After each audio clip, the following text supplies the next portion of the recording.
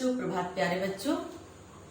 हिंदी व्याकरण के अंतर्गत पिछली कक्षा में हमने सर्वनाम पढ़ा था, सर्वनाम की परिभाषा जाना था और उसके भेदों के नाम को जाना था।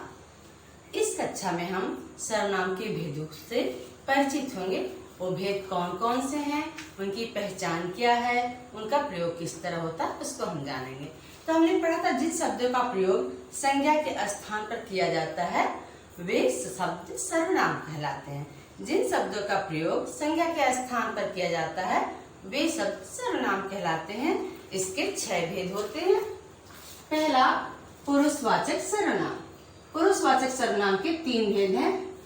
उत्तम पुरुष, मध्यम पुरुषवाचक सर्वनाम और अन्य पुरुषवाचक सर्वनाम। पहला है पुरुषवाचक सर्वनाम। इसके 3 भेद हैं।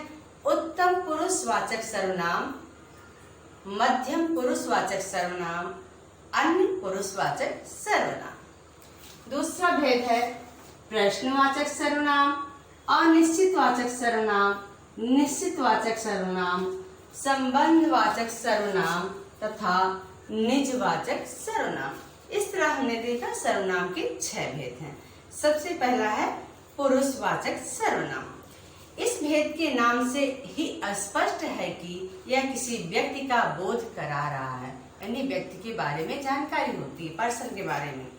जिस सर्वनाम शब्दों का प्रयोग वक्ता अपने लिए, सुनने वाले के लिए अथवा किसी अन्य के लिए करता है उसे पुरुषवाचक सर्वनाम कहते हैं। जैसे मैं, तुम, वह। पुरुषवाचक सर्वनाम। पुरुषवाचक सर्वनाम इसमें लिखा है, इससे ही इसके नाम से ही पता चलता है कि यह किसी व्यक्ति यानी किसी इंसान के लिए प्रयोग हो रहा है। तो जो पुरुषवाचक सर्वनाम वह होता है जिसमें वक्ता यानी जो बोलने वाला अपने लिए, जो सुन रहा उसके लिए और जिसके बारे में बात कर रहा है उनके लिए प्रयोग होता है, वह पुरुषवाचक सर्वनाम होता है। जिस सर्वनाम शब्द के लिए बोलने वाला स्वयं के लिए, सुनने के लिए और जिसके बारे में बात करा उसके लिए प्रयोग करता है वह पुरुषवाचक सर्वनाम होता है। जैसे मैं, तुमने, वह। मैं अपने लिए, तुमने जो हमसे बात कर रहा, जो सुन रहा उसके लिए, वह जिसके बारे में हम बात कर रहे हैं। इसके 3 भेद हैं। पहला है उत्तम पुरुष, दूसरा मध्यम पुरुष और तीसरा अन्य पुरुषवाचक सर्वनाम। जो उत्तम पुरुष यानी जिस सर्वनाम शब्द का प्रयोग हम स्वयं के लिए करते हैं। मध्यम पुरुष जिस सर्वनाम शब्द का प्रयोग हम श्रोता यानी सुनने के लिए करते हैं। जिस सर्वनाम शब्द का प्रयोग वक्ता यानी बोलने वाला स्वयं के लिए करता है वह उत्तम पुरुष सर्वनाम होता है। दूसरा है मध्यम पुरुष सर्वनाम। जिस सर्वनाम शब्द का प्रयोग वक्ता यानी बोलने वाला, श्रोता यानी सुनने वाले के लिए करता है वह मध्यम पुरुष सर्वनाम होता है। और जिस सर्वनाम शब्द का प्रयोग जिसके बारे में हम बात कर रहे होते हैं उसके लिए करते हैं वह अन्य पुरुषवाचक सर्वनाम कहलाता है। इस तरह पुरुषवाचक सर्वनाम के 3 भेद हुए। पुरुषवाचक सर्वनाम किसी व्यक्ति का बोध कराते हैं। इसके 3 भेद होते हैं। पहला है उत्तम पुरुष, दूसरा मध्यम पुरुष, तीसरा अन्य पुरुष। वक्ता के लिए उत्तम पुरुष जो बोलता है, श्रोता सुनने वाले के लिए मध्यम पुरुष जिसके लिए बात करते हैं वह अन्य पुरुष। दूसरा है प्रश्नवाचक सर्वनाम। जब सर्वनाम शब्द का प्रयोग प्रश्न पूछने के लिए किया जाए उसे प्रश्नवाचक सर्वनाम कहते हैं। जैसे कौन, किसे, किसका।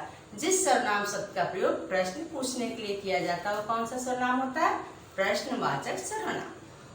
तीसरा है अनिश्चयवाचक सर्वनाम। जब सर्वनाम शब्द अनिश्चित वस्तु या व्यक्ति का बोध कराता है, किसी की निश्चितता नहीं होती, वह अनिश्चयवाचक सर्वनाम कहलाता है। जैसे बाहर से किसी की आवाज आ रही है। अब किसकी आ रही कोई निश्चित नहीं है, किसी पर्सन की आ रही है, किसी जानवर की आ रही है, किसी और चीज की आवाज आ रही है, ऐसा कुछ निश्चित नहीं है। और कौन बोल रहा है ये भी निश्चित नहीं है, तो ये अनिश्चितवाचक सर्वनाम है। यह तो कोई जादुई किताब लगती है।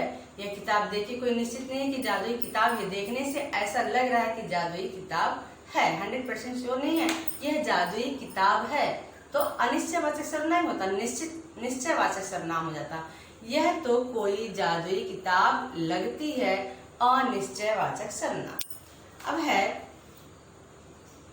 इन दोनों वाक्यों में किसी प्राणी या वस्तु के बारे में निश्चित रूप से नहीं कहा जा रहा, अतः यह अनिश्चितवाचक सर्वनाम है, जैसे कुछ कहीं। अब हम निश्चयवाचक सर्वनाम, जिस सर्वनाम शब्द का प्रयोग किसी विषय के लिए निश्चित रूप से किया जाता है वह निश्चयवाचक सर्वनाम होता है। जैसे इसी को मैंने कल पिछवाड़े में देखा है। 100% श्योर है, इसी व्यक्ति को मैंने कल पिछवाड़े में देखा है। यही मेरा पक्का मित्र है, जो इसको बता रहा है कि इसमें कोई नहीं, यही ऐसा नहीं कि लगता है यह मेरा पक्का मित्र है, लगता है इसको मैंने कल देखा है। ये अनिश्चयवाचक सर्वनाम हो जाएगा। निश्चयवाचक यानी यही मेरा पक्का मित्र है, इसी को मैंने कल देखा था। उसके बाद होता है संबंधवाचक सर्वनाम। जब दो सर्वनाम शब्द एक दूसरे से किसी तरह का संबंध स्थापित करके प्रयोग में आए, वहां संबंधवाचक सर्वनाम होता है। जैसे जो सो, जिसका जिस, उसका, जिसने उसने। जो सो, जो जैसा करेगा सो वैसा भरेगा। जैसी करनी वैसी भरनी। जिसने मेहनत की उसने फल पाया। जो प्रथम आया वह मेरा भाई था। यानी दो सर्वनाम शब्दों का जब संबंध स्थापित होता है तो संबंधवाचक सर्वनाम कहलाता है।